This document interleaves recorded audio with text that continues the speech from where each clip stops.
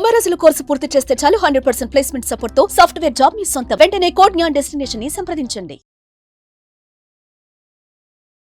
నమస్తే విజయ పెద్దన గారు. నమస్తే ఉషా. రిలేషన్షిప్ విన్నాను కానీ కొత్తగా ఇవాళ పదం చదివానండి. టెక్స్ట్ రిలేషన్షిప్ అంటే ఏంటి అసలు నాకు అర్థం కాలేదు. దాని మీనింగ్ ఏంటి, దానివల్ల కాంప్లికేషన్స్ ఏమైనా ఉంటాయి అని అంటారా? అంటే ఏ వయసులో ఉన్న వాళ్ళకి ఈ ఎఫెక్ట్ ఉండే అవకాశం ఉంటుంది? టెక్స్ట్ రిలేషన్షిప్ అంటే రెండు పదాలు, టెక్స్ట్ మెసేజ్లు, రిలేషన్షిప్.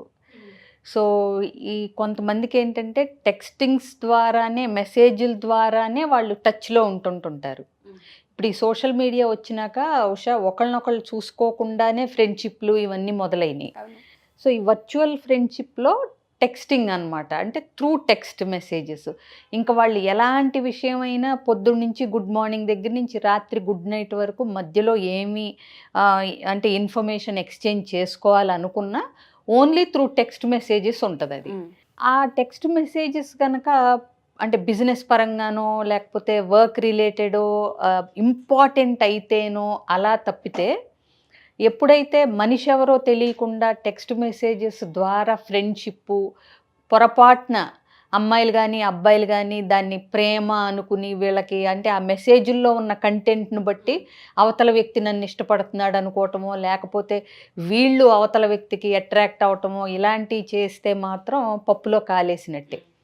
ఎందుకంటే వ్యక్తిని చూడకుండా, డైరెక్ట్గా మాట్లాడకుండా ఈ టెక్స్ట్ రిలేషన్షిప్ అనేది ఒక టెక్స్ట్ మెసేజ్ల ద్వారా రిలేషన్షిప్ని ఏర్పాటు చేసుకోవాలనుకుంటే మాత్రం చివరికి అంటే వాళ్ళు నిజం కాదు, ఫేక్ అని తెలిసిన రోజున, అదేంటి వాళ్ళకి ప్రేమ లేదు, ఓన్లీ టైంపాస్ చేస్తున్నారని తెలిసిన రోజున యువతల వ్యక్తి తీవ్ర ఆవేదనకి ఇలాంటి అంటే పొరపాటున ఎక్కువ ఇన్వాల్వ్ అయిపోతే ఎమోషనల్గా డిప్రెషన్లు, యాంగ్జైటీలు వచ్చే ప్రమాదం కూడా ఉంది.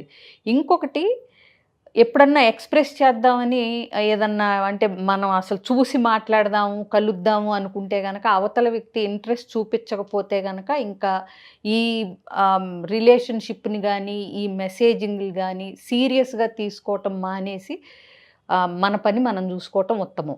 ఓకే.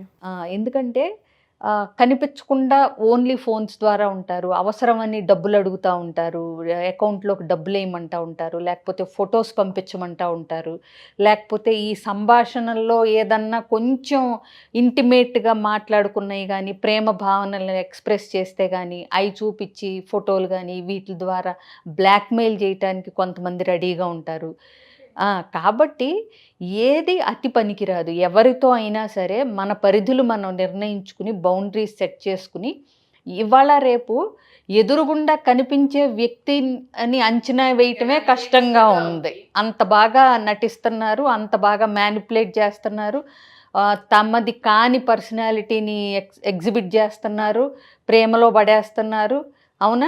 అలా కావాల్సింది తీసుకున్నారు, లొంగబరుచుకున్నారు, అన్నీ నమ్మించి మోసాలు చేస్తున్నారు. అలాంటిది మీరు అసలు ఒక వ్యక్తిని చూడకుండా వాళ్ళు ఏ వయసు, అసలు ఏ జెండరు, ఎంత ఏ ప్రొఫెషన్లో ఉన్నారు, ఇవన్నీ మీకు ఏం తెలియదు. ఓన్లీ మెసేజ్ మీద డిపెండ్ అయ్యి మెసేజ్ల ద్వారా ఊహించుకుని మీరు ఫేస్బుక్లో ఏదో పోస్టులు పెడతా ఉంటారు, ఏదో మనకి అన్ని మెసేజ్లు పెడతా ఉంటారు.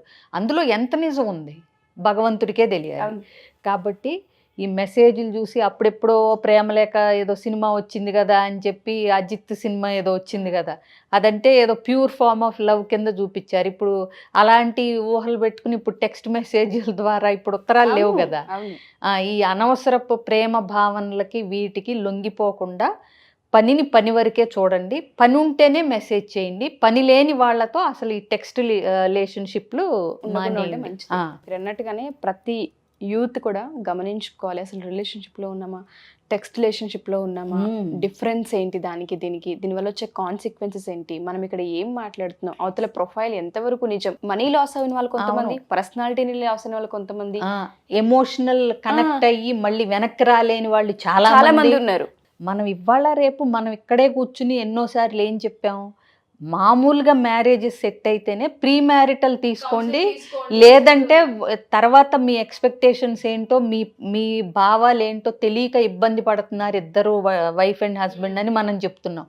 అలాంటిది ఏమీ చూడకుండా ఓన్లీ టెక్స్ట్ రిలేషన్షిప్లు కొనసాగించి దాన్ని రిలేషన్షిప్ కింద మార్చుకుందాము అంటే అది ఒక పిచ్చి భ్రమ, తప్పుడు నిర్ణయం అవుతుంది. ఎగ్జాక్ట్లీ. సో ఎవరైనా సరే మా ఈ వీడియో కనుక చూసిన వాళ్ళు చాలామంది తెలుసో తెలియకో ఇన్స్టాగ్రామ్, ఫేస్బుక్, టెలిగ్రామ్ అండ్ దాంతోపాటు ఈ మధ్య కాలంలో ట్విట్టర్ చాలామంది యూస్ చేస్తూ ఉన్నాము. టెక్స్టుల త్రూ మాత్రమే ఒపీనియన్ షేరింగ్ కావచ్చు, లేదంటే మన పర్సనల్ విషయాలు కావచ్చు షేర్ చేసుకుంటూ ఉంటారు. కొంతమందికి మొహాలు కూడా పరిచయం ఉండదు, మనీ ట్రాన్స్ఫర్లు కూడా జరుగుతుంటుంటాయి.